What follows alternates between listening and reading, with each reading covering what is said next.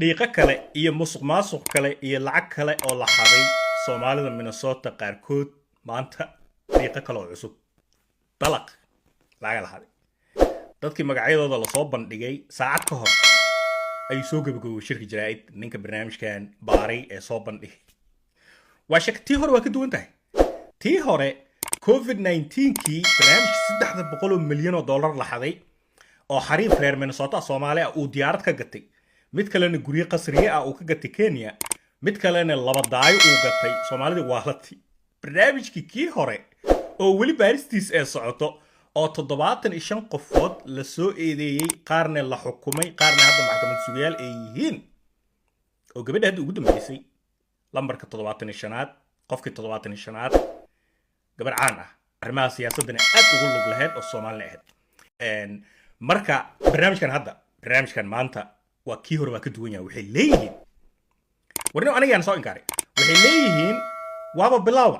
hadda Soomaalida 8 qof ee la soo bandhigay maanta waa cutubka qaybtii koowaad waa boqolaala soo socoto oo dambiyadan dalaq dhahay milyanaadka maqan lagu haysto Soomaaliyana saska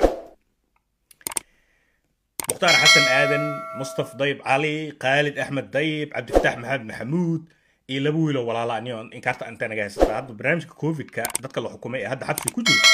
ويل ولا لا كجول أكمل أو دور بالكار الحكومية ويل ولا لا أهل علا قاركود مسجدين أنك بيحجرين شقاس تقركود أنت سؤال إجهاي دم بيجي يقدر العقد اللحظية الله جوه لي ولا له سدح أفر وحيم أخان لك سدح وقبدي كيسكي مدا بلاوي walaalkiisu wacday in adeerkiisu wacday waa la wada galay hadda cid dhan dibadda wixii lacag loo dir lahaa xaasaska la beel lahaa ragii xabsi dhex fadhiyaan inna lillahi wa inna ilayhi raaji'un waaye labada wiil walaalaha maanta la xusay asad axmed cadow iyo anwar axmed cadow asad axmed cadow iyo anwar axmed cadow asadow kula adaweyna umalayna walaalo hadii dhiiqada gashid walaalka lama gelin barnaamijkan housing stabilization services allaha barnaamijka maanta Soomaalida dhiiqada gashay lagu soo helay wuxuu bilowday 2020kii ayuu barnaamijkan bilowday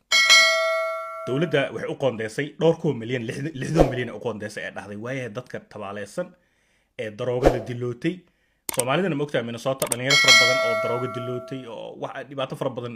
guri la'aan ee heeso jidadka jiifaa jiro barnaamijka waxa loogu talagalay dadka guri la'aanta ay ku dhacday in guri lagu siiyo la caawiyo dad Soomaali maxaa ku ogeeyay adiga Soomaali maxaa ku ogeeyay xariifa NGO furtay dadkii caawinaa u dhahay waa laga daba furtay NGO la isdaba duday kulligood isku magac hebel LLC waxa caawinaya dadka geedka dadka oo guri la'aanta ay heeso oo jidadka jiifo ama xabsiga hadda ka soo baxay ee u baahan in bulshadii ee dib ula qabsadaan marka dadka tabaaleysan ay shaqaysan karin oo iska dhibaataysan in wax loo qabto guriyo loo raadiyo ay dawladii dadkan lacag u siisay oo siisma ah loo dhiibay hooda liiri dadka wax u qabto tabaaleysan meeshii dadka wax loo qaban lahaay jeebkii la buursadayba waa la baxay Kenya la aadi waa la soo guursaday laba xaas saddex xaas guri fara badan halka tii war ari qusulka iga dhamaaday dhig Soomaalida maxaa ka qaldan horta qofka qalbi male miya waxaan aaxadaysid dadkii loogu talagalay oo caawin lagu yiri horta ma kana xiisid miya taas waa koob tan labaad ma ogid miya in la iskaga daba imaanayo this is USA American AA dalway wixii uu ku dhiibaa wuuna kula socdaano wuu kula socdaa hatta boqolaala soo socda in warka ay soo koob idin fasaxo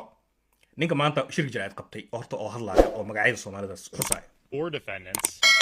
Mokhtar Hassan Aden Mustafa Ali Khalid Daib and Abdi Fattah Mohammed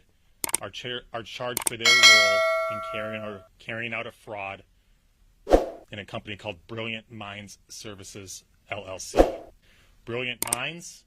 and its owners received more than $2 million in Medicaid billings based on their fraudulent claims to be providing housing stabilization services. Assad Ahmed Adaw, the owner of Leo Human Services, is being charged for his role in the scheme. His company received more than $2.7 million in housing stabilization services payments. His brother, Anwar Ahmed Adaw, the owner of Liberty Plus LLC, is also being charged. waxyaaba aan la yaabay soomaalida lacagta haddo aan ka barto waxaa ka mid ah inta aan telefishinada ka arkay inta aan saxaafad ka akhriyay kiiska markii lugaha lala galo waa la sii wada galaa dalaqa la sii wada dhaha asagoo waxa arkee laaluush bixinayo isku dayayo qaladkii inuu qalad ku soco waxyaaba noocaas hadda ka hor muuqaalaa soo diyaariyay marraba inaad dib ugu laabto barnaamijka covid-19 muuqaala idin wadaa oo qosol badan telefishin ka mid ah telefishinada Minnesota ku yaalo ayaa la xiriiray dadka oo magacyadooda la isticmaalo lambaradooda la isticmaalo oo waa caawina la leeyahay ayaa telefishinku la xiriiray dadku waxay leeyihiin aniga hebel waxba ima qabto ma i caawiyo nin Soomaali ah ayaa loo tegay marka telefishinka u tagay ninka Soomaaliga ahaa waa soo lama rabin in uu dhaho aniga kulama hadlaayay qareenkayga la hadal gurigayga dambe ha imaanin ilaan qofkan telefishinka hadda intaas aad uu ka tagaa mugta ninka Soomaaliga uu soo baxay muuqaalkan qosol badan waa idin wada iikaadi ninka Soomaaliga gurigu ku soo baxay wuxuu la murmaayaa ninka saxafiga ahaa muranka waxa kaaga sii daran wuxuu leeyahay ninkaas oo adiga la xiriirtay waa qofkii la caawinaya oo xariifka homeless ah wuxuu taagan yahay waa beenlow abu waxa dalkan kalaamka afkaada ka soo baxo markii dhiiqa markay jirto baxar lagu ku jirtid oo investigation baaritaan wax ay socdaan afkaada qamsiis waa la xirtaa lama hadlo haddii marba dhiiqa aa geshid lacagaa xadday iyo $1 ba allaha ka dhigay meesha milyan $1 laga hadlay $1 ba allaha ka dhigay afkaada la xirtaa qareena la qabsadaa saxafiga waxa la qareenkayga la hadal kii kula soo xiriir waxa la qareenkayga la hadal adiga lama hadlo muuqaalkan aniga alla yaab irdaa I wanted to make sure that those emails had come through to you, and I wanted to get your side too. Jama Mohammed runs the care provider that was paid tax dollars to help Pence. We asked him about Pence's allegations. I'm just asking you about the allegations he raised that there were services he wasn't provided during the time. He do that. That guy, he complaining. Everybody, all his life, he's been complaining. He raised allegations that you billed the state of Minnesota for services that were not provided. That is not true. I don't have any active. You spoke yes. to the state about these Yes. allegations. Yes. And what did you tell the state? That's not your business. Mohammed's business received more than